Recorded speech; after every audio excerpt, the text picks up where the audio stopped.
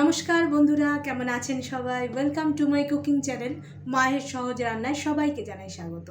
আজকে আমি একটা বিদেশি রান্না, বিদেশি রেসিপিও বলতে পারেন, অর্থাৎ পাস্তা।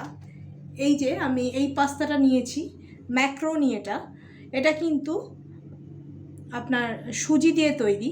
এই ম্যাক্রোনি করে দেখাবো আজকে আপনাদের আমি, কিন্তু সেটা একদম ইন্ডিয়ান স্টাইলে। চলুন তাহলে আজকে ম্যাক্রোনিটা কিভাবে করছি আপনাদের করে দেখাই। আমি এই ম্যাক্রোনিগুলো নিয়েছি, আপনারা চাইলে আপনাদের পছন্দ মতো যে কোনো পাস্তাই নিতে পারেন। আমি এটা কিন্তু সেদ্ধ করব না, সেদ্ধ না করে আমি রান্নাটা করব। আমি রান্নাটা কিন্তু সম্পূর্ণ ইন্ডিয়ান স্টাইলে করব, অর্থাৎ কোনো রকম সস দেব না। একদম ঘরোয়া যে আমরা রান্না করি সবজিপাতি, সেই মশলাই দেব। সেই মশলা দিয়ে কিন্তু আমি করব। দেখে নিন আমি কিভাবে করছি। আমি এখানে সাদা তেল ইউজ করছি, আপনারা এটাকে যে কোনো অয়েলেই করতে পারেন। তেলটা একটু গরম হলেই আমি দিয়ে দেবো গোটা জিরে ফোড়নে। 1 চামচের মতো আমি আদা কুচি করে রেখে দিয়েছি, সেটা দিয়ে দিচ্ছি। আর কিছুটা কাঁচা লঙ্কা আমি দিয়ে দেবো, পরে আবার কাঁচা লঙ্কা দেবো। এটা একটু হালকা করে আমি ভেজে নিচ্ছি, এর সঙ্গে ওই রসুনটাও দিয়ে দেবো। এখানে আমি 4-5টা রসুনও দিয়ে দিচ্ছি।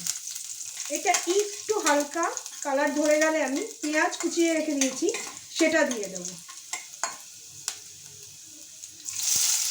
আমি একটা মাঝারি থেকে একটু ছোট সাইজে আমি পেঁয়াজ কুচিয়ে রেখেছি, সেটা আমি দিয়ে দিচ্ছি। পেঁয়াজটা কষাতে কষাতেই আমি কয়েক দানা চিনি দিয়ে দিচ্ছি।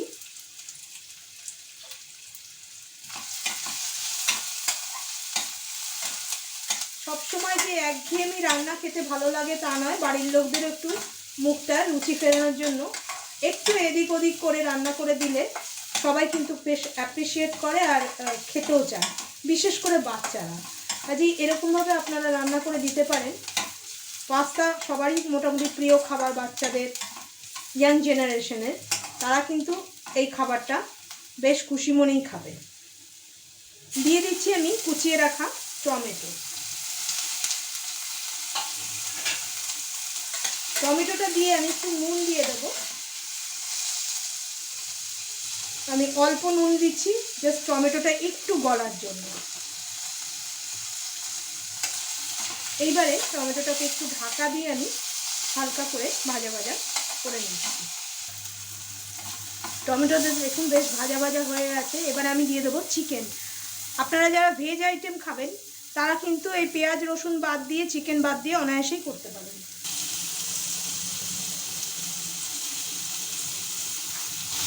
আমি কিছুটা চিকেন বোনলেস করে রেখে দিয়েছিলাম, সেই চিকেনটাই আমি এখানে দিয়ে দিলাম। একটু ভাজা ভাজা করে নেব, তারপরেই আমি এর মধ্যে পাস্তাটা দিয়ে দেবো। আমি কিন্তু পাস্তাটা সেদ্ধ করিনি। পাস্তা সেদ্ধ করে জলটা ফেলে দেওয়ার কোনো দরকার নেই, কারণ পাস্তার জলটাতেই কিন্তু পাস্তা সেদ্ধ হলে আর সেটা দিয়ে রান্না করলে পাস্তাটা টেস্টও হয়।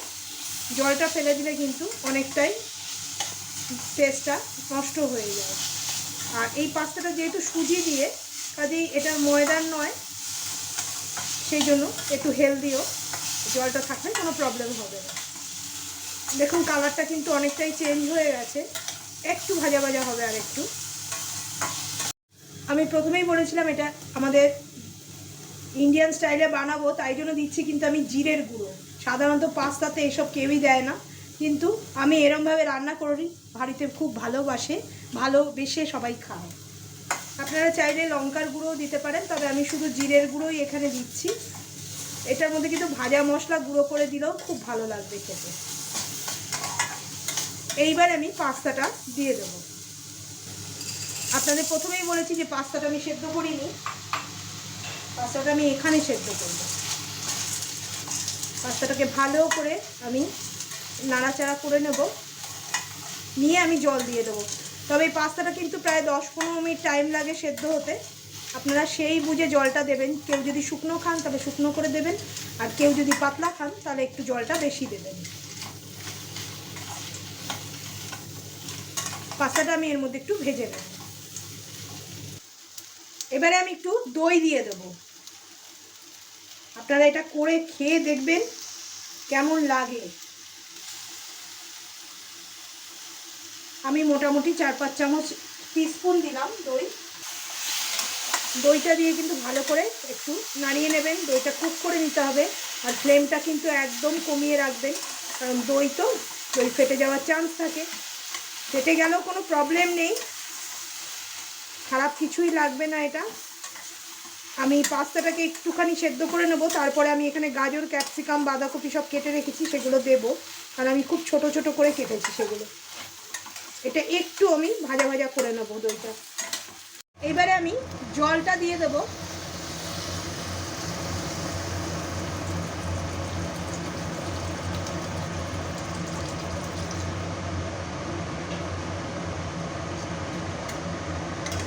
আমি মোটামুটি 1 কাপের মতো জল দিলাম, পরে যদি লাগে আমি আবার জল দেব।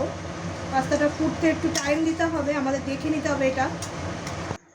আমি 1 কাপের মতো জল দিয়ে দিলাম এখানে।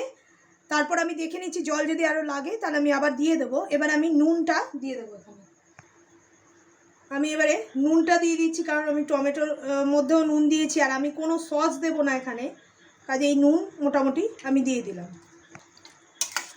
এইবারে পাস্তাটাকে একটুখানি ফ্লেমটা বাড়িয়ে দিয়ে আমি জলটা ফুটিয়ে নেব। আপনারা চাইলে এখানে গরম জল দিতে পারেন, তবে সেটাতে খুব একটা হেরফের হবে না, এমনি পাস্তা কিন্তু সেদ্ধ হয়ে যাবে। আর যেহেতু সুজির পাস্তা একটু শক্ত শক্তই থাকে, একটু টাইম নিয়ে সেদ্ধ করতে হবে। এবার একটু ফুটে উঠলে আমি লো ফ্লেম করে ঢাকা দিয়ে দেবো। 7 মিনিটের মতো হয়ে গেছে, দেখুন কতটা ফুলে গেছে, আর পাস্তাও অনেকটা সেদ্ধ হয়ে গেছে।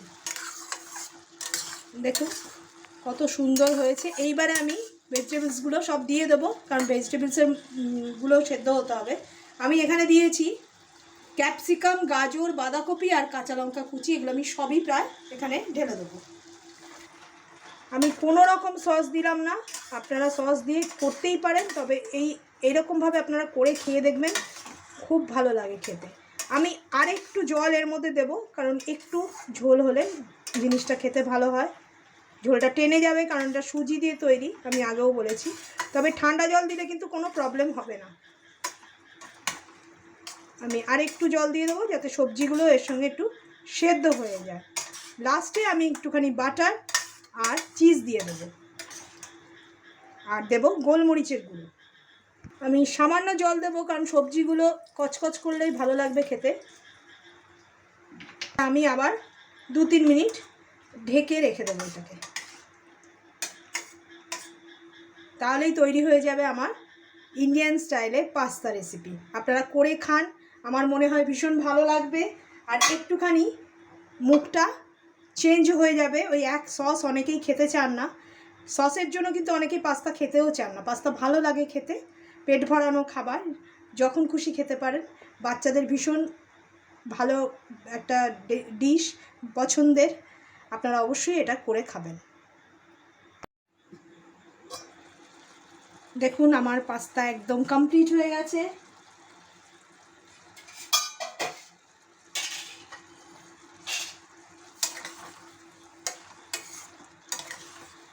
পাস্তাটা কতটা ফুলে উঠেছে দেখুন, কত সুন্দর হয়েছে। এর থেকে বেশি গলাবো না, কারণ তাহলে গলে যাবে পাস্তাটা, আর এটা যত ঠান্ডা হবে তত কিন্তু জলটাকে টেনে নেবে। আমি এখানে গোলমরিচের গুঁড়ো দিয়ে দিচ্ছি, অর্থাৎ গোলমরিচ থেতো করে দিচ্ছি আমি। কিছুটা দিলাম বাটার, আর কিছুটা দিলাম আমি চিজ। আপনারা এটা মেয়োনিজ দিয়েও খেতে পারেন, আর যারা চাইবেন শুধু শুধু এরমই খাবেন, ওপর থেকে একটু চিজ আপনারা গ্রেট করে দিতেই পারেন। আমি স্প্রেড করা চিজটা দিয়ে দিলাম। দেখুন কত সুন্দর হয়েছে, বাচ্চারা কেন বয়স্ক সবাই কিন্তু এটা খেয়ে নেবে। আর টেস্টটা তো অসাধারণ হয়েছে, হেলদিও, অনেক সবজি দেওয়া রয়েছে। আপনারা বাড়িতে কিন্তু এটা অবশ্যই ট্রাই করবেন। আমার রান্নাটা কমপ্লিট হয়ে গেছে, আমি এবারে আপনাদের প্লেটিং করে দেখিয়ে দিচ্ছি। বিদেশি রান্না দেখুন কত সহজেই আমরা ইন্ডিয়ান স্টাইলে করে দেখিয়ে দিলাম। যারা ননভেজ খাবেন না, ননভেজ পাস্তা, তারা এটাতে পনির বা সয়াবিন দিয়ে করতে পারেন। আর দেখলেন তো কিরমভাবে নতুনভাবে আমরা পাস্তা রেসিপি করে দেখিয়ে দিলাম, বিনা সেদ্ধ করেও কিন্তু পাস্তা রেসিপি হয়। যে কোনো লোক কিন্তু এই রান্নাটা একদম চেটে পুটে খাবে, আর খুব হেলদি অ্যান্ড টেস্টি একটি রেসিপি। কেউ কি ভাবতে পেরেছে যে পাস্তাতে আবার নাকি দই পড়ে, আবার সস ছাড়াও নাকি পাস্তা হয়। আশা করি এই নতুন ধরনের রেসিপিটা আপনাদের খুব ভালো লেগেছে। ভিডিওটা ভালো লাগলে বেশি বেশি করে লাইক করবেন। আমাদের কিন্তু কমেন্টের মাধ্যমে লিখে জানাবেন আপনাদের রান্নাটা কেমন লাগলো। যারা এখনও আমাদের চ্যানেলটাকে সাবস্ক্রাইব করেননি তারা সাবস্ক্রাইব করে দেবেন, আর পাশে দিয়ে অল বাটনটা আছে ওটা প্রেস করে দেবেন এমনি সুন্দর আর নতুন রান্নার নোটিফিকেশন পাওয়ার জন্য। আর আমাদের মায়ের সহজ রান্না বলে একটা ফেসবুক পেজ আছে, ওটাকে যারা এখনও ফলো করেননি ওটাকে আপনারা ফলো করে দেবেন, কেন কি আমরা ওখানেও এমনি রান্নার নোটিফিকেশন দিতে থাকি। ধন্যবাদ।